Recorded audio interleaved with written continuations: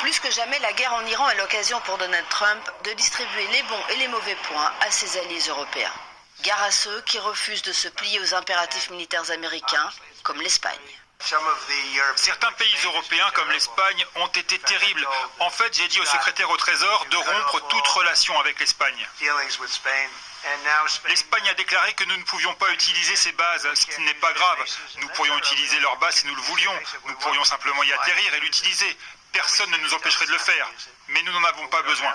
Les États-Unis comptaient utiliser la base militaire de Morón, l'une de leurs plus grandes bases aériennes en Europe. Ils comptaient également sur leur base navale de Rota. Pedro Sánchez tient tête à Donald Trump et reçoit le soutien des Européens. Nous condamnons le régime iranien qui réprime et tue sauvagement ses citoyens, en particulier les femmes. Mais dans le même temps, nous rejetons ce conflit et appelons à une solution diplomatique et politique. Le Premier ministre britannique se montre, lui, beaucoup moins cohérent. Lundi matin, il tient un discours anti-guerre. Ce gouvernement ne croit pas à un changement de régime par les airs. Les leçons de l'histoire nous ont appris qu'il est important, lorsque nous prenons des décisions comme celle-ci, d'établir une base légale pour les actions du Royaume-Uni. C'est l'une des leçons tirées de l'Irak. Les États-Unis espéraient utiliser leur base aérienne de Diego Garcia située en territoire britannique, ce que le Royaume-Uni a refusé.